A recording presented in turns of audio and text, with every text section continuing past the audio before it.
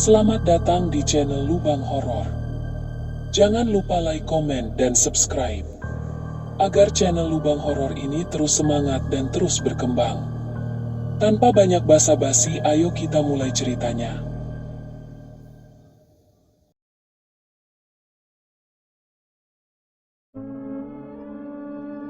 Tahun 1998, ketika krisis moneter mencabik-cabik kota-kota besar dan menghancurkan harapan kecil keluarga miskin di Jawa Tengah, Slamet Hartono hanya punya satu pegangan, selembar formulir program transmigrasi dan keyakinan bahwa tanah yang dijanjikan di ujung Kalimantan akan mengubah nasib mereka.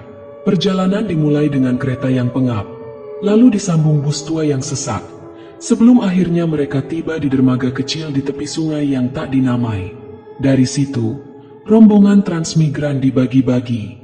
Keluarga Hartono, Slamet, istrinya Sri, serta dua anak mereka, Adi dan Rina, naik ke perahu kayu bermotor kecil yang mengarah ke hulu, menembus hutan rimba dengan air coklat keruh di bawah dan langit kelabu yang terus meneteskan gerimis lembab. Selama 2 hari mereka menyusuri aliran yang seolah tak berujung. Pepohonan di kanan kiri sungai berdiri rapat dan diam, seperti berjaga. Tak ada binatang terdengar. Hanya dentuman mesin perahu dan gemerisik air di tepian. Sesekali, Sri mencium bau anyir yang menusuk dari arah daratan, namun tak menemukan sumbernya. Rina yang biasanya cerewet, hanya memeluk boneka kainnya sambil menatap hutan. Matanya kosong seperti dibuai sesuatu yang jauh. Pada pagi ketiga, mesin perahu dimatikan.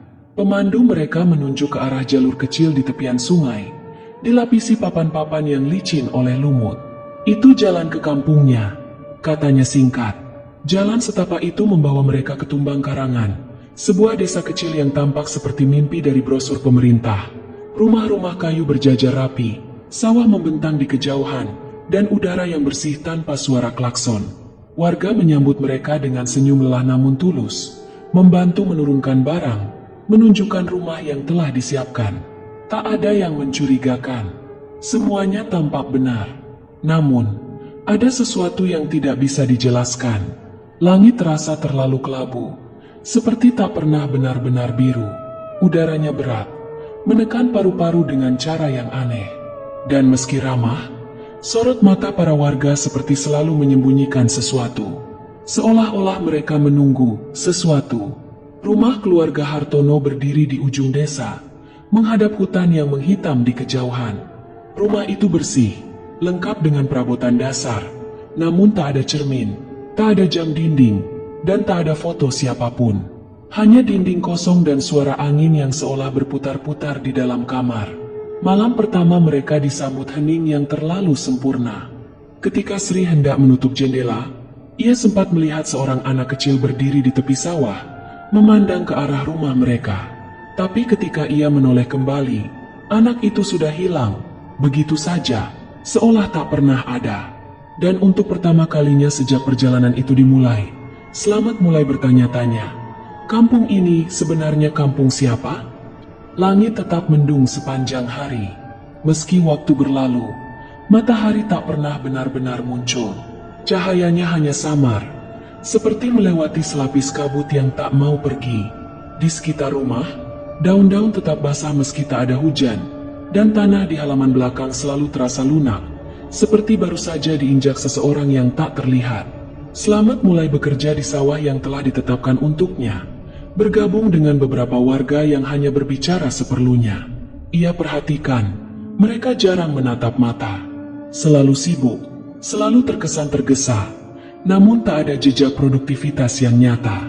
Ketika ia bertanya tentang musim tanam atau kapan panen terakhir, mereka hanya mengangguk kecil lalu segera mengalihkan pembicaraan. Sri mencoba berbaur dengan ibu-ibu lain, namun obrolan mereka terasa hampa, seolah dikendalikan oleh naskah tak kasat mata. Tidak ada yang menyebut masa lalu, tidak ada cerita tentang anak-anak mereka. Seakan semua yang hidup di desa ini hanya menjalani hari tanpa sejarah. Sore hari, Sri sedang menjemur pakaian ketika suara gemeretak berulang datang dari kolong rumah. Bukan suara tikus, bukan juga binatang kecil lain, tapi seperti kuku panjang yang mengais kayu dengan sabar. Ia berjongkok, mencoba mengintip, tapi hanya menemukan ruang gelap tak bergerak. Tak ada angin, tak ada debu yang berterbangan. Hanya keheningan yang terlalu padat, seperti mengandung sesuatu yang enggan memperlihatkan diri. Di dalam rumah, Adi mulai murung. Ia sering mematung di dekat jendela, menatap ke arah sawah yang kosong. Rina, sebaliknya, semakin ceria, tapi dengan cara yang aneh. Ia berlari-lari sendiri di halaman sambil berbicara dengan suara kecil, seakan sedang bermain petak umpet dengan seseorang yang tak terlihat. Ketika ditanya, ia hanya menjawab singkat, "Main sama Inap." Lalu tersenyum tanpa menatap siapapun. Selamat memeriksa peta transmigrasi yang ia simpan sejak awal. Nama Tumbang Karangan tidak pernah tertulis di daftar lokasi resmi. Ia mencoba mencari sinyal radio dari pemancar kecil yang dibawanya. Tak satu pun frekuensi bisa ditangkap. Hanya satu saluran yang terus terdengar, dengungan rendah, mirip suara serangga, diiringi dentingan logam yang berulang setiap 3 detik, seperti lonceng kecil yang rusak. Malamnya, suara kayu bergerak terdengar di seluruh rumah. Bukan karena angin, karena tak ada hembusan apapun. Udara begitu diam hingga suara napas pun terasa keras. Langkah kaki samar terdengar dari beranda, berulang dan teratur, seolah barisan orang sedang berjalan memutari rumah tanpa henti. Sri tidak tidur malam itu. Ia duduk memeluk lutut di dalam kamar, menatap celah pintu yang terbuka sedikit. Di balik celah itu, tampak sepasang kaki kecil berdiri diam, telanjang, tertutup lumpur. Diam, tak bergerak. Jam dinding yang mereka bawa dari Jawa sudah berhenti. Jarumnya retak tanpa alasan. Dan menjelang dini hari, terdengar suara dari belakang rumah, seperti banyak orang menarik napas bersamaan, panjang, serempak, lalu hening total. Tidak ada satupun anjing menggonggong. Tak ada jangkrik bersuara. Dunia seolah memutuskan untuk diam bersama. Yang tersisa hanya perasaan bahwa mereka tidak sendirian di kampung itu. Bayangan kaki kecil di balik celah pintu telah menghilang, namun bekas lumpurnya masih menempel di lantai kayu. Sri menyeka jejak itu dengan kain basah, tapi noda itu justru melebar seperti menyerap ke dalam serat rumah. Adi hanya berdiri mematung, menatapnya dalam diam, sementara Rina tertidur lelap di ranjang dengan bibir bergerak-gerak seakan tengah bercakap dalam mimpi. Di halaman belakang, akar-akar pohon mulai mencuat dari tanah. Bukan tumbuh, melainkan seperti mencakar keluar. Beberapa akar bahkan terlihat melingkar tak beraturan, menyerupai lingkaran kecil yang simetris, seperti jejak ritual yang pernah dilihat Slamet dalam buku kuno milik ayahnya dulu. Ia tak menyebutkannya kepada siapapun. Keesokan harinya, ketika Adi menyapu beranda, ia menemukan tumpukan kecil batu putih disusun rapi di sudut, membentuk pola segitiga. Pola itu sama persis dengan gambar yang pernah ia lihat di dinding sumur tua, sebuah ukiran kasar yang baru tampak bila terkena cahaya dari sudut tertentu. Tapi tidak ada yang pernah menyentuh sumur itu sejak mereka tiba. Dan sekarang, pola itu muncul begitu saja di beranda rumah mereka. Rina menjadi semakin sulit dipanggil. Ia sering berjalan sendiri ke tepi hutan, menghilang berjam-jam, lalu pulang dengan pakaian basah dan daun-daun kecil menempel di rambutnya. Wajahnya pucat tapi matanya bersinar aneh, seolah menyimpan kegembiraan yang bukan milik anak seusianya. Ketika ditanya, ia hanya menjawab pendek, "Inak ngajak ke tempat pesta. Ada banyak teman." Ia lalu menggambar sosok-sosok dengan tubuh panjang, tanpa wajah, memakai topi dari ranting. Adi akhirnya mengikuti Rina secara diam-diam. Ia melihat adiknya berjalan melewati jalan setapak yang tertutup semak, masuk ke hutan dengan langkah kecil yang sangat pasti. Saat ia menyusul dan mencoba memanggil, suaranya tertelan udara yang menggumpal. Tidak ada gema, tidak ada reaksi. Ia terus mengikuti sampai menemukan sebuah celah di antara pohon besar yang melengkung seperti gerbang. Di baliknya, ia melihat tanah lapang kecil dengan batu-batu berdiri melingkar. Rina berdiri di tengah, dikelilingi oleh anak-anak lain, semuanya mengenakan pakaian usang, lusuh, dan penuh sobekan. Wajah mereka buram, seperti dilumuri jelaga atau kabut.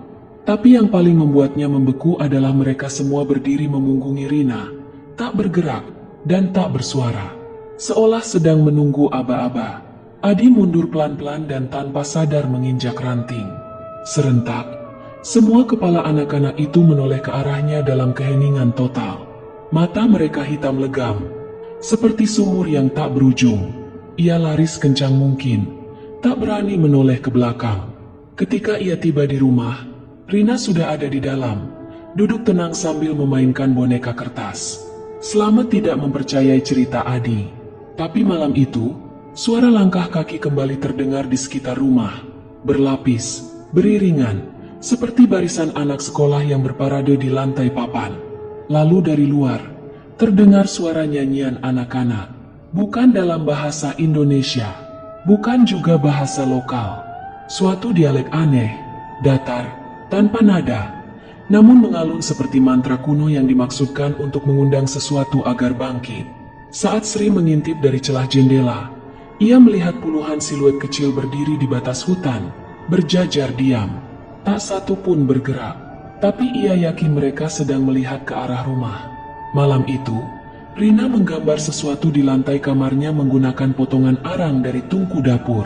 Ketika Slamet masuk, ia melihat gambar lingkaran besar dengan garis-garis tak beraturan dan tulisan yang tidak dikenalnya. Tulisan itu seolah berdenyut, seperti hidup, seperti mengundang sesuatu untuk datang lebih dekat. Dan dari arah sumur, terdengar suara yang tak seharusnya ada. Gambar lingkaran di lantai kamar Rina belum sempat dihapus ketika udara di dalam rumah mulai berubah. Bau tanah basah bercampur amis menjalari setiap celah kayu, menyusup sampai ke dalam dada, memaksa paru-paru seperti bernapas di lumpur. Sri batuk, matanya berair, sementara Slamet hanya menatap kosong pada huruf-huruf aneh yang mulai menghitam, meresap seperti luka bakar ke papan lantai. Rina berdiri menghadap jendela, membelakangi semuanya. Jemarinya yang kecil perlahan terangkat, menunjuk ke arah luar tanpa suara. Ketika Slamet mencoba menarik bahunya, gadis itu hanya berbisik satu kalimat, nyaris tak terdengar, tapi menghantam telinga seperti batu. Inak bilang waktunya hampir tiba. Tengah malam, Slamet mendatangi rumah salah satu tetua kampung yang dulu menyambut mereka dengan ramah. Seorang pria tua berjanggut putih bernama Pak Larung. Rumahnya berada di pinggir kampung, dekat ladang yang jarang dilalui orang. Saat Slamet mengetuk, tidak ada jawaban, tapi pintu terbuka dengan sendirinya. Di dalam rumah itu tidak ada lampu, tidak ada suara, hanya gelap yang terasa padat dan penuh. Bau dupa menyengat, menyatu dengan aroma sesuatu yang hangus. Di sudut ruangan, sosok Pak Larung duduk membelakangi, mematung di depan altar sederhana yang dipenuhi anyaman rotan dan tengkorak kecil hewan hutan. Tubuhnya kaku, namun dadanya masih naik turun perlahan. Tanpa menoleh, suara Pak Larung keluar dari kegelapan, serak seperti kerikil diseret. Kalian tidak seharusnya melihat mereka. Slamet bertanya apa maksudnya. Suara itu menjawab pelan, hampir seperti gumaman dalam tidur, tapi mengiris. Tumbang karangan tidak pernah diizinkan dihuni kembali, karena tanah ini sudah memilih siapa yang harus tinggal. Dinding rumah mendadak bergetar ringan, seperti ditarik napas dalam. Pak Larung akhirnya menoleh, dan untuk sesaat wajahnya tampak seperti manusia. Tapi di mata kanannya tidak ada bola mata, hanya rongga yang gelap dan dalam. Dari dalamnya, seolah ada gerakan kecil, seperti sesuatu yang menggeliat. Ia mengangkat tangannya perlahan, menunjuk pada lambang di dinding. 3 garis vertikal disilangkan, satu lengkung melingkar di atasnya. Itu lambang para penyaksi. Mereka tidak berbicara, tidak makan, tidak mati. Mereka hanya mengingat. Katanya, kampung ini pernah menjadi tempat pengungsian ratusan warga yang terusir karena perang antar suku. Tapi mereka ditolak di mana-mana. Sampai akhirnya, mereka mendirikan kamp sendiri, tersembunyi di lembah berkabut ini. Namun desa yang mereka bangun tidak diberkahi. Mereka menolak upacara adat, tidak percaya pada larangan hutan, dan membangun sumur di atas tanah keramat. Dalam satu malam, seluruh kampung itu lenyap. Tumbang karangan pun dikosongkan. Namanya dicoret dari peta, dari arsip, bahkan dari ingatan para pejabat transmigrasi. Tapi ada satu hal yang tidak pernah bisa dihapus, kehendak tempat itu sendiri. Pak Larung berdiri dengan kaki goyah. Mereka tidak membunuh, mereka membujuk. Dan ketika kau mulai melihat mereka, artinya kau sudah diterima. Selamat pulang dengan langkah berat. Setiap bayangan pohon terasa mengawasinya. Udara seperti lebih tebal, seperti tubuhnya sedang berjalan di dalam mimpi yang diciptakan oleh sesuatu yang sudah lama tertidur. Di rumah, Sri duduk di lantai dengan kepala menunduk. Di tangannya, ada buku doa yang mulai terbakar perlahan tanpa api. Hanya hangus. Dari tengah keluar, Adi berdiri di luar kamar, menatap sumur tua. Tutupnya terbuka sendiri. Di bibir sumur, tergantung sesuatu yang sebelumnya tidak ada. Boneka kecil dari daun pisang, digantung dengan tali rambut manusia. Dan dari bawah, suara itu kembali datang. Tidak seperti bisikan, tapi seperti seluruh tanah sedang berbicara pelan. Tinggal di sini, tinggal bersama kami. Bau anyir dari boneka daun pisang yang tergantung di mulut sumur menjalar ke seluruh sudut rumah, mengusir logika, menumbuhkan sesuatu yang lebih tua dari ketakutan, penyerahan tanpa sadar. Sri mengunci diri di dapur, terus merapalkan doa yang lidahnya tak lagi hafal. Sementara Slamet berdiri kaku di ambang pintu kamar anak-anaknya, tak bisa memilih, masuk atau kabur dari sesuatu yang telah menandainya sejak malam sebelumnya. Adi duduk diam di ruang tengah. Matanya terbuka, tetapi tak berkedip, seolah menatap sesuatu yang hanya bisa dilihat oleh mereka yang telah ditunjuk. Tangannya memeluk erat buku gambar. Di lembar paling akhir, kini tergambar wajah-wajah asing, bukan orang kampung, bukan keluarganya. Mereka duduk melingkar di sekeliling sumur, tanpa mata, mulutnya membentuk lengkung senyum aneh, dengan tubuh-tubuh yang terlalu panjang untuk disebut manusia. Di atas mereka, tergambar pohon besar yang tidak pernah ada di kampung itu, tetapi tampak sangat akrab. Rina kembali berdiri di depan jendela. Rambutnya menjuntai seperti sedang tenggelam dalam air. Ia berbicara sendiri. Kata-katanya bukan bahasa yang dikenalnya, tapi melantun seperti nyanyian pengantar tidur dari zaman sebelum bahasa diciptakan. Di kakinya, darah mengalir perlahan membentuk pola aneh di lantai. Tidak dari luka, tidak dari tubuhnya, tapi dari bawah papan rumah, mengalir ke atas. Slamet mencoba menyentuh bahu anak perempuannya, namun kulit Rina terasa dingin seperti batu yang disimpan dalam tanah basah berhari-hari. Tubuh gadis itu pelan-pelan berbalik, dan di balik matanya yang menghitam, terpancar sesuatu yang bukan miliknya. Seseorang sedang melihat keluar dari balik tubuh itu. Suara di luar rumah berubah. Bukan suara hewan malam, bukan suara serangga hutan, tapi seperti dengkuran napas yang sangat panjang dan dalam. Bukan dari satu makhluk, tetapi dari sesuatu yang ukurannya terlalu besar untuk dicerna akal manusia. Getarannya membuat dinding rumah seolah bernapas. Kayunya melengkung, paku-pakunya mencicit seperti hendak tercabut. Pak Larung ditemukan tewas pagi itu, tergantung di hutan belakang kampung, tepat di cabang bawah pohon beringin tua yang disebut warga sebagai tulang leher. Tapi yang aneh, tak ada luka di lehernya. Tubuhnya tergantung, tapi tali rafia itu hanya mengikatkan diri di udara, tanpa ikatan nyata, seperti digantung oleh kehendak yang tidak terlihat. Tidak ada yang menyentuh jenazahnya, tidak ada yang bicara soal itu. Warga kampung mulai diam 1000 bahasa, berjalan cepat jika bertemu keluarga Hartono, dan menutup pintu dengan tergesa saat Slamet lewat. Sore menjelang, Slamet menggali tanah di bawah rumah, tempat darah dari kamar Rina merembes. Namun ia tidak menemukan apa-apa, hingga cangkulnya membentur sesuatu yang keras. Saat ia bongkar lebih dalam, terlihat pecahan-pecahan tembikar, tulang-tulang binatang kecil, lalu kain lusuh yang membungkus sebuah tengkorak bayi. Mulutnya masih terbuka, di dalamnya terselip potongan logam hitam berbentuk segitiga kecil, persis seperti lambang yang tergambar di dinding rumah Pak Larung. Ia mengangkat benda itu. Tiba-tiba seluruh udara di sekelilingnya mendadak hening. Dan di kejauhan, terdengar suara-suara langkah kaki kecil berlari cepat di atas tanah, mengelilingi kolong rumah, tanpa tubuh, hanya langkah. Slamet melempar logam itu, namun tangannya justru mencengkeramnya lebih kuat, seolah bukan tubuhnya yang memegang, melainkan sesuatu yang meminjam tangannya.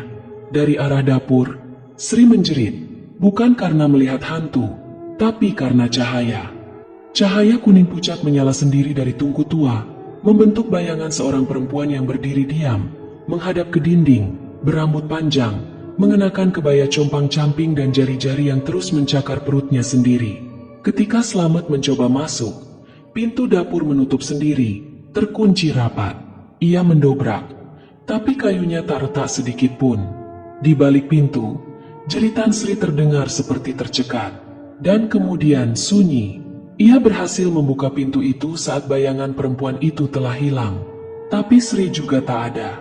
Hanya tungku yang menyala sendiri dan lantai tanah yang basah oleh jejak kaki kecil, berjalan berputar di dalam ruangan, berjumlah lebih dari satu. Saat Slamet memalingkan wajah, Rina berdiri di belakangnya. Bibirnya tersenyum tipis. Tapi dari balik bibir itu, suara yang keluar bukan suara anak kecil. Sudah kubilang, kami hanya ingin ditemani. Rina menarik napas panjang, tapi dada kecilnya tak ikut bergerak. Matanya menatap ayahnya yang membeku dalam ketakberdayaan. Di antara keduanya, udara berubah lebih dingin, seolah ruangan itu tak lagi berada di kampung, melainkan dalam perut sesuatu yang lebih besar, lebih tua, dan lebih kelaparan dari waktu itu sendiri. Langit di luar berubah warna. Bukan malam, bukan juga fajar, tetapi abu-abu kusam seperti jelaga yang mengendap di langit-langit goa. Daun-daun di luar jendela tampak beku, tidak karena angin, tapi seperti waktu berhenti bergerak di sekeliling rumah itu. Slamet menarik Rina, memeluknya erat. Namun gadis itu justru tak merespons. Dari lehernya merambat jejak garis hitam ke pundak dan menyebar perlahan, seperti akar dari dalam tubuh yang sedang mencari jalan keluar. Lalu dari kolong rumah terdengar suara yang mustahil. Suara Sri, pelan dan dalam, menyanyikan lagu Nina Bobo dalam nada yang tidak dikenal. Ketika Slamet melongo ke bawah, bukan tubuh istrinya yang ia lihat, tapi banyak tubuh. Seluruh tanah di bawah rumah itu kini dipenuhi tangan-tangan kecil dan wajah-wajah setengah membusuk yang terpejam sambil menggumam, menirukan lagu dengan suara rusak, tenggelam oleh tanah basah yang merembes naik ke papan lantai. Pintu depan rumah terbuka dengan sendirinya. Angin yang tak beraroma menerobos masuk, membawa serta bisikan-bisikan seperti potongan kalimat dari masa silam. Rina berjalan ke sana, langkahnya ringan, mata kosong seperti anak boneka. Slamet memanggilnya, tapi suara sendiri tak bisa menembus kepungan hening yang kini menggulung seluruh isi rumah. Di ambang pintu, berdiri sosok perempuan tua yang wajahnya seperti potret kabur. Tak bisa diingat, tak bisa dikenali. Tangannya melambai lembut ke arah Rina, dan gadis kecil itu mengangguk seolah menerima panggilan yang sudah sangat lama dinantikan. Di belakang perempuan itu, jalan kampung terlihat berubah. Rumah-rumah berdiri miring, beberapa terbakar separuh, beberapa membusuk. Namun tak satu pun tampak seperti sedang ditinggali, seperti tiruan buruk dari kenangan yang salah. Slamet berlari mengejar, namun tubuhnya justru berbalik arah sendiri, membawanya ke bagian belakang rumah, menuju sumur tua. Di sanalah, suara Sri memanggil, bukan lagi dengan nada nyanyian, tapi dalam tangisan lirih yang seolah dikirim dari dalam perut bumi. Slamet menjenguk ke dalam sumur itu. Airnya hitam, namun dari kedalaman itu, terlihat wajah Sri, bukan terapung, bukan tenggelam, tapi menyatu dengan airnya. Matanya terbuka. Ia menatap Slamet dan membuka mulutnya, tapi bukan suara manusia yang keluar. Air dalam sumur melonjak naik dengan keras. Slamet terlempar ke belakang, jatuh menghantam akar pohon yang muncul tiba-tiba dari dalam tanah. Di bawah akar itu, sesuatu seperti pintu batu terbuka perlahan, mengeluarkan aroma karat dan abu. Slamet melihat ke dalam, lorong kecil, sempit, hanya cukup untuk merangkak. Dan di ujung lorong itu, ada cahaya, bukan terang, tapi merah temaram seperti bara yang hampir mati. Dari arah lorong itu, datang suara Adi. Tapi Slamet tahu, Adi tidak ada di sana. Dan seperti dijebak oleh rasa bersalah yang menuntun dirinya ke tempat di mana semua jawaban bersembunyi, Slamet merangkak masuk. Dinding-dinding lorong menyempit seiring ia bergerak lebih dalam. Suhu naik drastis. Uap dari celah-celah batu mengandung suara-suara, bukan gema, melainkan gumaman seruan nama-nama yang ia kenal. Nama tetangga, kerabat, bahkan ibunya sendiri, Semua memanggil namanya bersamaan. Lorong berakhir di ruang batu bundar. Di tengahnya, ada altar tanah liat, dan di atasnya tubuh Adi. Terbaring, tenang, namun tubuhnya dibalut dengan rajutan tali akar yang menyatu dengan lantai. Di sisi lain ruangan, berdiri Rina dan sosok perempuan tua itu. Kini wajah sang perempuan bisa terlihat jelas, dan itu bukan wajah siapa-siapa. Wajah itu berganti-ganti. Kadang wajah Sri, kadang wajah Ibu Slamet, kadang bahkan wajah Slamet sendiri. Perempuan itu berkata tanpa membuka mulut, "Kau membawa mereka ke sini, maka tinggalkan satu." Slamet menggeleng, mencoba mencabut tubuh anaknya dari altar, tapi akar-akar itu hidup, mencengkeram lebih kuat. Rina menunduk dan memeluk tubuh Adi, lalu menatap ayahnya dengan air mata yang tidak jatuh. Dari mulutnya keluar suara yang bukan miliknya. "Aku akan tinggal, Ayah. Aku sudah tahu caranya, tidak merasa apa-apa." Tiba-tiba, lorong bergetar. Cahaya merah padam. Udara hilang. Dunia seperti runtuh ke dalam dirinya sendiri. Dan semua gelap. Ketika Slamet membuka mata, ia sudah berada di tengah lapangan kampung. Rumah-rumah berdiri rapi. Warga tersenyum ramah. Anak-anak bermain. Semua seperti normal. Sri berdiri di sampingnya, menggandeng Adi. Di tangan Slamet, ada tas plastik berisi beras, gula, dan garam. Mereka seperti baru saja datang. Baru tiba. Rina tak ada, dan tak satu pun dari warga bertanya. Seolah tidak pernah ada yang hilang. Slamet berdiri kaku di tengah lapangan kampung yang kembali cerah. Matahari bersinar lembut, langit membentang biru tanpa celah, dan senyum warga terasa terlalu sempurna untuk dipercaya. Sri menggamit lengannya, Adi menggenggam tangannya, namun hatinya seperti tercerabut. Ada lubang besar di dalam dirinya yang tak bisa dijelaskan dengan rasa rindu ataupun duka. Bukan karena kehilangan, tapi karena ia tak yakin lagi apa yang pernah ia miliki. Ia menoleh ke sekeliling, mencari bukan hanya Rina, tapi juga bukti bahwa ia tak gila. Tak ada jejak kaki kecil di tanah, tak ada mainan di dalam tas, bahkan di pikirannya. Wajah Rina mulai mengabur. Semakin keras ia mencoba mengingat, semakin asing rupa putrinya sendiri. Seperti seseorang yang ia yakini ada, namun tak pernah benar-benar dikenali. Langkahnya terpaku saat mendapati salah satu rumah yang semula tak tampak istimewa kini membuka pintunya sendiri. Dari dalamnya keluar seorang lelaki tua, membawa papan bertuliskan angka dan simbol aneh yang terus berubah bentuk setiap Slamet memandangnya. Lelaki itu menatapnya tajam, kemudian bicara tanpa suara. Bibirnya hanya bergerak dalam pola yang berulang. Bukan waktu, bukan tempat, tapi pola yang mengulang. Tanah lapang tempat mereka berdiri bergetar halus. Cahaya di udara berubah, bukan gelap, tapi menjadi datar. Tidak ada bayangan, tidak ada arah datang cahaya. Bahkan tubuh Slamet sendiri tidak memproyeksikan bentuk apapun di atas tanah. Ia menunduk, kakinya tidak menyentuh apapun. Ia melayang, tanpa sadar. Di sekitar mereka, kampung itu retak. Bukan runtuh, bukan hancur, tapi terpecah seperti kaca.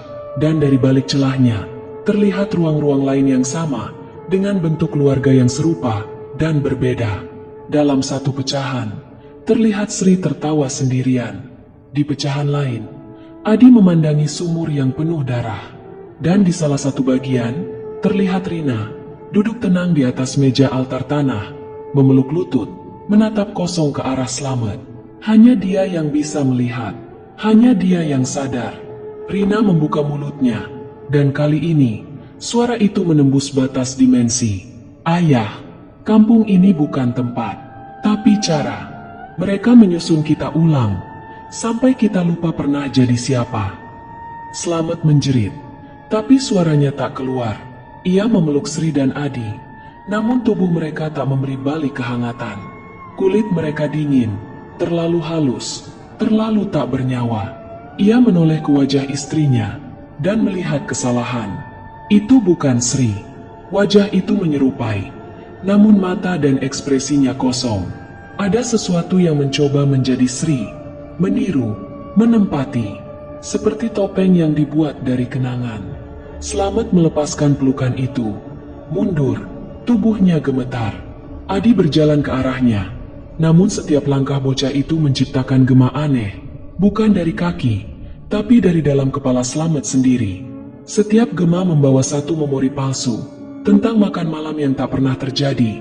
Percakapan yang tak pernah diucapkan. Dan tawa keluarga yang tak pernah terdengar nyata. Kampung itu mulai bergetar hebat. Rumah-rumah membalik, berubah arah, lalu tenggelam ke dalam tanah. Warga tersenyum, lalu memudar satu persatu, meninggalkan bayangan hitam yang meleleh ke tanah. Langit pecah, dari celahnya turun hujan cahaya yang membakar tanpa api. Slamet berlari, bukan untuk menyelamatkan diri, tapi mencari jalan keluar dari siklus ini.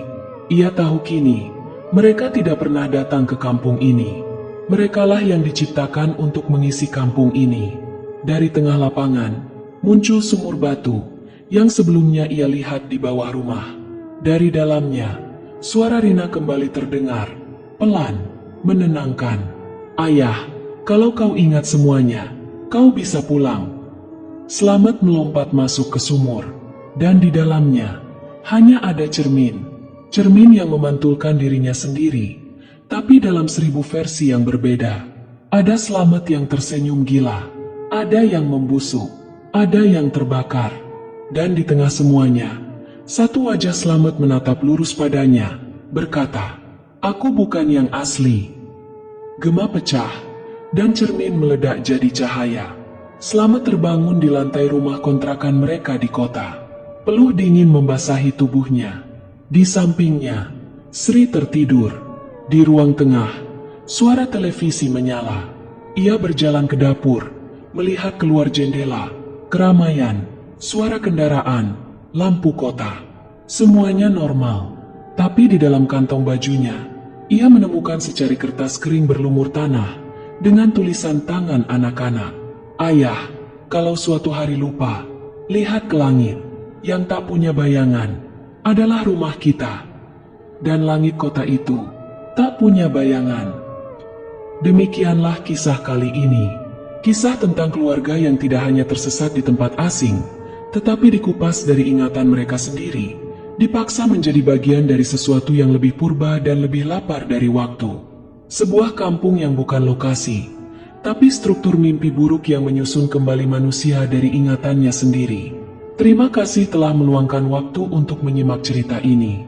Semoga kisah ini meninggalkan jejak yang menggugah tentang pentingnya menjaga siapa diri kita, bahkan ketika dunia mencoba membuat kita lupa. Ingatlah, rumah sejati bukan tempat, tapi kesadaran akan siapa yang menanti kita di dalamnya.